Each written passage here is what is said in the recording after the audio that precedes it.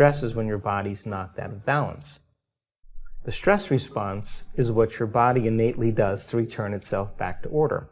You have 3 types of stress. You have physical stress, like trauma, injuries, accidents, falls.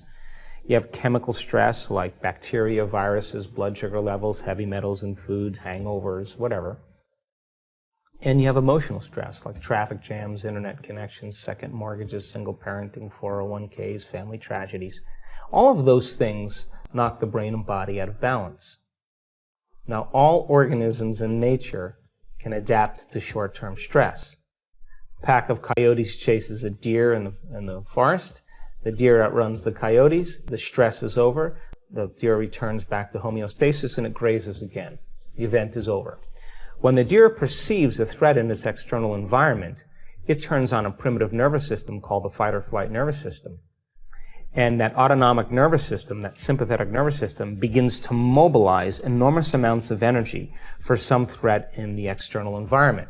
Now, deer has all its physiology changed, all the blood is sent to the extremities, heart rate increases, respiratory rate increases, pupils dilate. The 1,300 chemicals that are created in a matter of seconds is to cause the deer to survive in some difficult condition.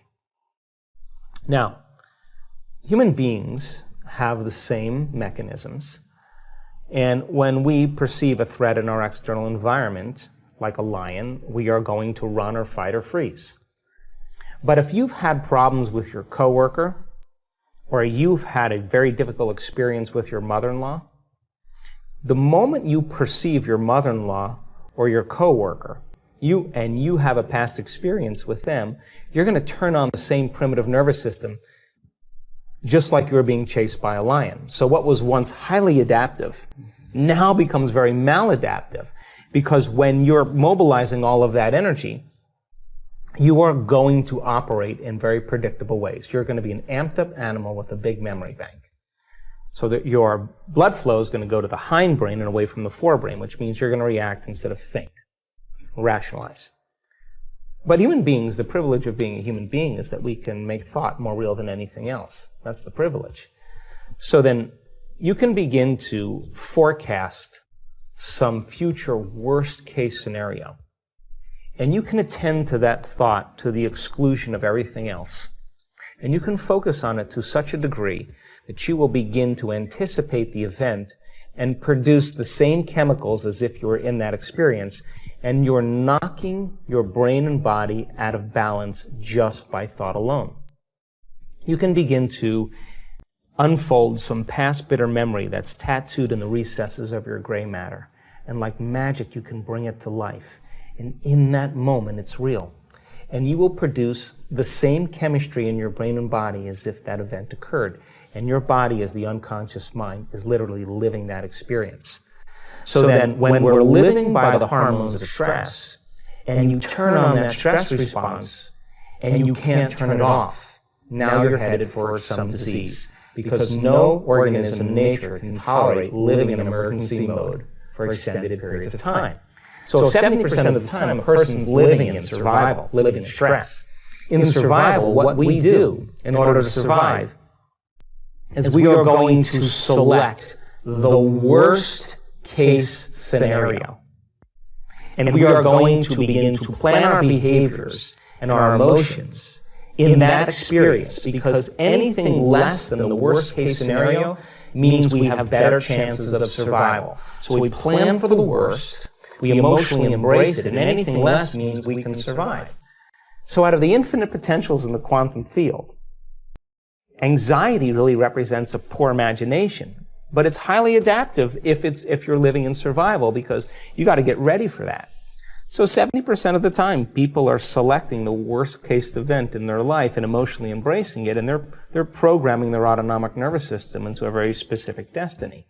And it turns out if you keep doing that and you create the emotions of fear and worry and anxiety, and you do that for 10 years or 5 years or 3 years, your body is going to unconsciously become programmed to fear.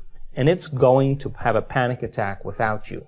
Try as you may with your conscious mind to control it. You've programmed it subconsciously, and now the body as the mind is running the show. The hormones of stress create the emotions of anger, of aggression, of hostility, of violence, of frustration, of hatred, of fear, of anxiety. And when we live by the hormones of stress, we become very selfish. Why? Because when you're in survival, you got to take care of the self. Your attention is on your body, right? Your attention is on your external environment. There's predators out there. The rush of adrenaline causes the senses to become heightened, and you're a materialist, and you're trying to predict the future because there's better chances of survival if you can predict the future based on the past.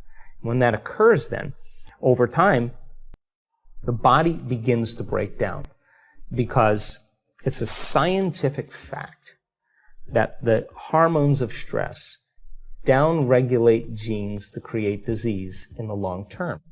So if you can turn on the stress response just by thought alone, and the hormones of stress can make you sick, then your thoughts can literally make you sick. So the question is, if your thoughts can make you sick, is it possible then that your thoughts can make you well?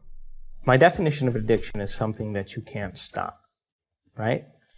And most people who struggle from addictions are trying to regulate and alter their internal state. Now, you and I have been hypnotized and conditioned into believing that change happens outside of us. People are looking for something outside of them to change their internal state. It's kind of a Newtonian principle. You wait for your wealth to come to feel abundant. You wait for your healing to occur to feel wholeness. You wait for your success to show up so you feel empowered. You wait for your new relationship to show up to feel love. You're waiting for the event outside of you to happen to change how you feel inside of you. That's cause and effect. And we're conditioned based on consumerism and marketing and programming that that's the way it works. To get something to relieve yourself. And the problem with that is that people begin to confuse true happiness with pleasure, and they're not the same thing. We can become distracted by our external environment for a period of time, but then when you realize that the sports car or the new wardrobe or the vacation or whatever people do to try to make the feeling go away, the novelty of that thing outside of us wears off because we're trying to re-identify with our environment, and that goes away. The next thing that people do is they look for some immediate change. And so they take a drug. They drink something. They gamble. They watch pornography. And the event outside of them changes their internal chemistry.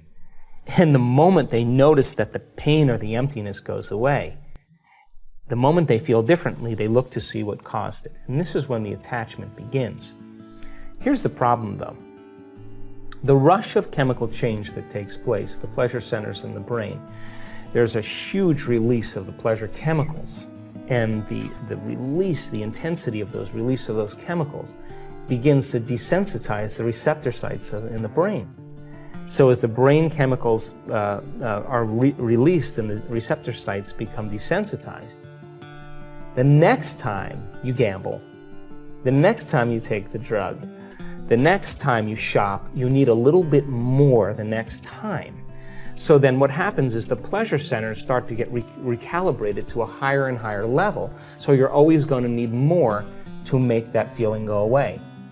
Sounds like an addiction to me. And so people get lost because then without the dependency on that external substance, the body, which has become the mind, is craving its relief.